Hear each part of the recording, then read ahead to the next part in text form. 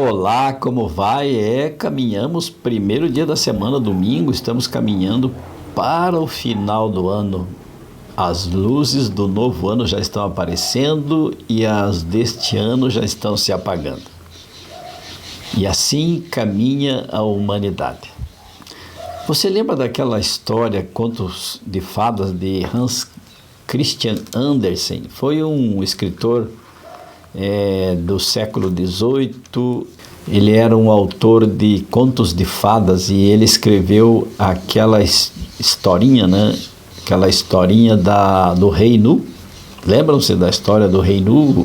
Que era um rei que gastava todo o seu dinheiro em roupas novas, a todos que se alegravam com o rei, porque o rei estava sempre feliz, sempre alegre, de roupa nova.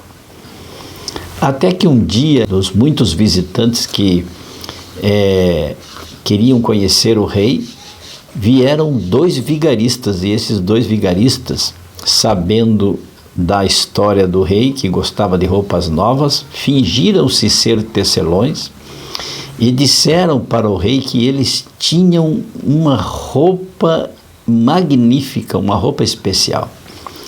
Só não enxergariam esta roupa magnífica os que fossem incapazes de exercer as suas funções ou fossem tolos, ignorantes. E assim fizeram, e o rei convenceu o rei pensava assim: bom, eu não posso ser incompetente para ser rei, não é? E nem ser tolo. E assim difundiu-se no reinado daquele rei esta mentira que parecia ser verdade. E todos, para que não se passassem por incompetentes ou não desempenhassem suas funções a contentos no palácio e não se passassem por tolo, acreditavam naquela mentira dos vigaristas. O rei chegou até a enviar o primeiro-ministro lá no tear, onde os tais vigaristas diziam que estavam confeccionando aquela bela roupa, para confirmar se a roupa realmente existia. O primeiro-ministro chegou lá, não existia nada, absolutamente nada, mas os tecelões, que se passavam por tecelões, faziam de conta que estavam tecendo a nova roupa do rei. Mas lá nada existia. E foi assim, o primeiro, o segundo, o rei mandou mais pessoas lá e todos voltavam dizendo que a roupa era maravilhosa, que os tecidos, os desenhos eram magníficos. Até que um dia o próprio rei foi lá constatar com os seus próprios olhos e também não viu nada. Mas ele pensava consigo: eu não posso dizer que não estou vendo nada, porque senão vou me passar por incompetente para ser rei e também por tolo. Até que chegou o grande dia e esta conversa passou de boca em boca no condado daquele rei. Todos comentavam sobre a roupa do rei e, para não se passarem por tolos e nem incompetentes, eles também acreditaram na linda roupa que os vigaristas diziam estar confeccionando. Pense nisso. E então chegou o grande dia da festa e o rei vestiu-se da roupa que não existia. Os tecelões seguravam as peças do traje do rei como se estivessem segurando verdadeiramente uma roupa. E os vigaristas disseram para o rei: o senhor pode tirar as suas roupas e vamos colocar no senhor a nova roupa. E depois de vestido de nada, ele olhou no espelho e achou a roupa magnífica. E ele saiu então com toda a pompa e carruagem, seus ajudantes segurando o manto atrás dele, e todos diziam maravilhados: olha só que roupa maravilhosa, a roupa do rei. Ninguém queria se passar nem por incompetente e nem por tolo, até que uma criança no meio da multidão gritou: o rei está nu! E então todos viram e confirmaram a verdade, que o rei estava realmente nu. Esta história nos ensina uma lição incrível dos efeitos da mentira, dos efeitos do engano neste mundo. Satanás, ele é o autor, ele é o arqui-enganador, ele é o pai da mentira, o originador da mentira, do pecado. E o verso 19 do capítulo 3 de Atos diz assim: arrependei-vos, pois, e convertei-vos para serem cancelados os vossos pecados. E duas palavras aqui nos chamam a atenção: arrependei-vos e convertei-vos para que sejam cancelados os vossos pecados. A palavra arrependei-vos, ou seja, arrependimento, ela do hebraico é nachan, que quer dizer sentir-se triste. Quando nós erramos, nós ficamos tristes, não é verdade? A gente diz assim: puxa vida, por que fiz isso? Por que fiz aquilo? Eu não podia, não deveria.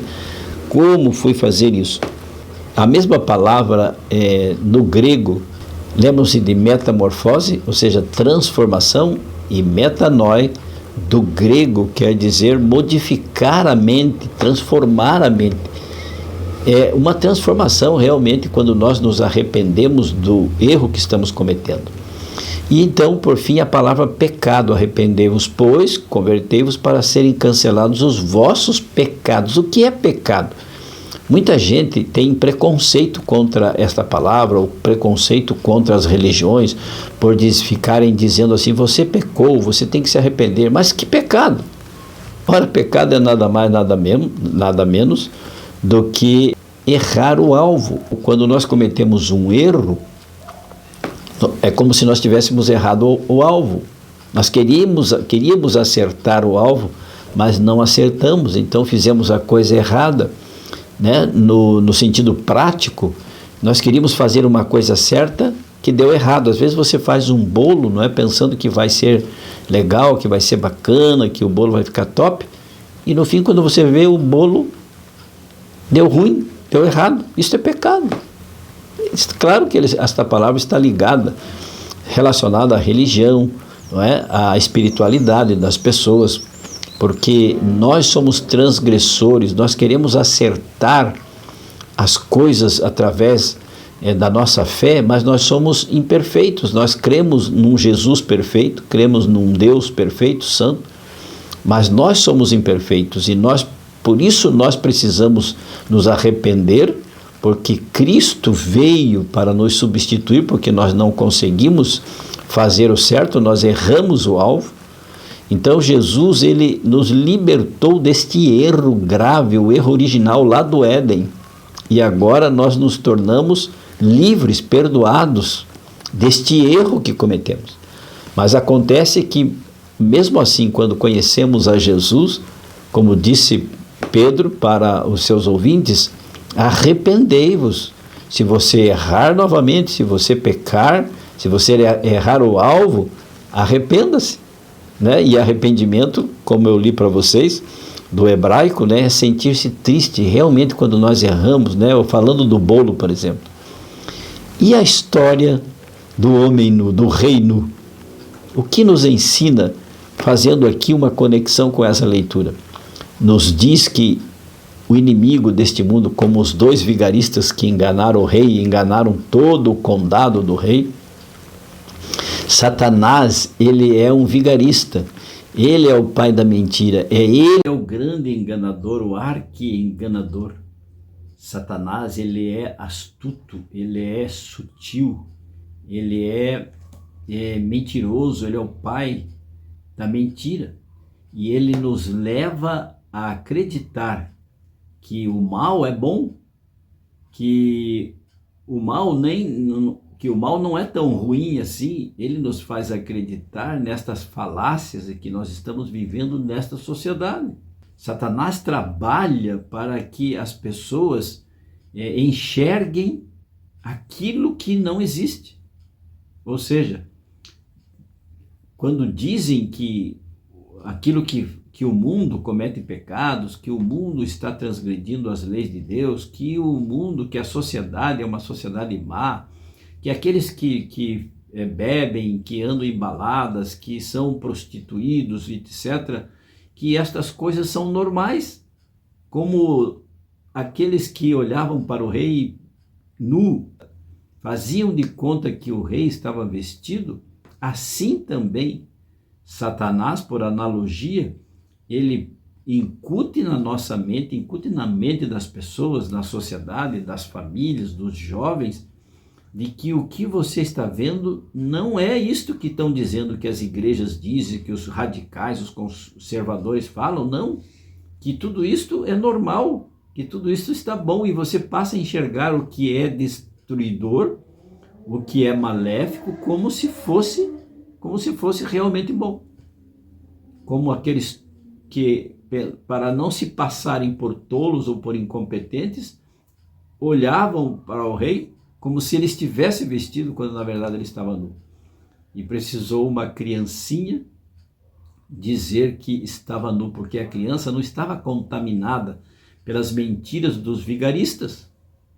Elas eram inocentes, com a mente pura, então elas enxergaram, ou melhor, a criança, na história de Hans Christian Andersen, aquela criança, ela enxergou que o rei estava nu. Sabe, nós estamos vivendo mais ou menos a história do rei do reino.